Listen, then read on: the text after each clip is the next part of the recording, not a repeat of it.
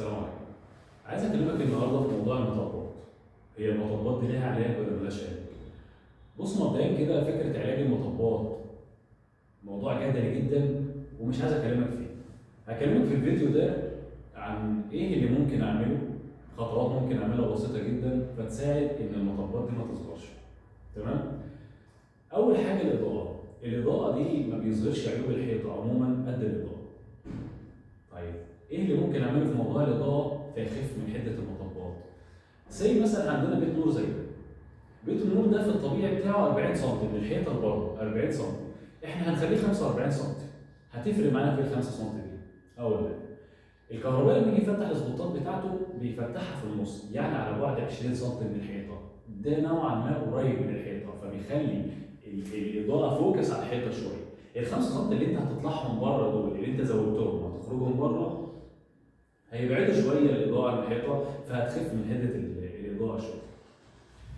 تاني حاجه وبرضه دي حاجه مهمه، درجه لمعه الدهان نفسه. انت ليه بتفكر تعمل لمعه عليه؟ هي اولا ذوقها مش حلو.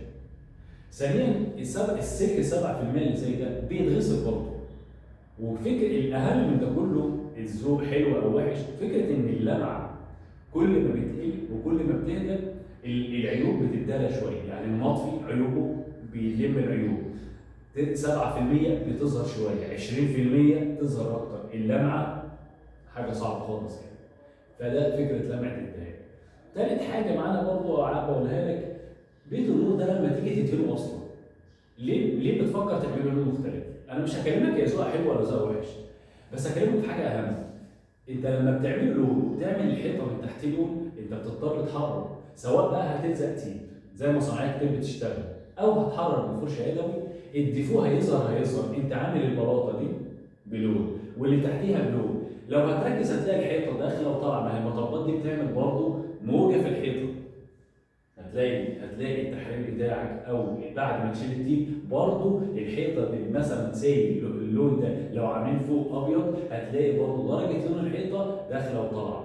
فانت لو عملته لون الحيطه هيبقى ميزته ان هو لميت الديفو بتاع الزاويه، وحاجه مهمه كمان هيديك حق ان هو اغمق شويه من الحيطه، الدرجه الاغمق. تمام؟ بحكم ان الاضاءه نازله من السقف منوره دي ومفتحاها، مفيش اضاءه عنده فهتحس ان هو غامق. فدي هتفرق معاك كتير جدا في الشكل الخارجي. اخر حاجه حابب اقول لك عليها برضو موضوع السبوتات. اسف، موضوع الاباليك. يعني لو حبيت ان كان ولا بد هتعمل ديكور في الحيطه بلاش اباليك، انت ممكن تعمل مثلا بانوهات واشكالها كتير ونماذج كتير. وعلى فكره البانوهات دي ما بتقدمش ابدا ابدا، الموضوع بتفضل متجدد ودايما شكلها حلو ودايما ما بتزهقش منها. غير الابليك ممكن بيظهر عيوب الحيطه، ممكن معرض للكسر او ايا كان. اللي يخصنا ان هو بيظهر عيوب الحيطه اكتر. وبالمناسبه الاب داون، ابليك الاب داون صدقني مش مكان الشقق الداخليه خالص، هو بيتعمل على واجهه عماره، بيتعمل في الجناين، لكن فكره ان هو يدخل في التشطيب الداخلي هي فكره مش كويسه ومش احسن حاجه. يا رب اكون قدرت اساعدك في شويه خطوات هتفيدك جدا في فكره ان المطبات ما تظهرش. اما فكره بقى هي ليها حل ملهاش حل، ده هنعمل لها فيديو تاني. سلام.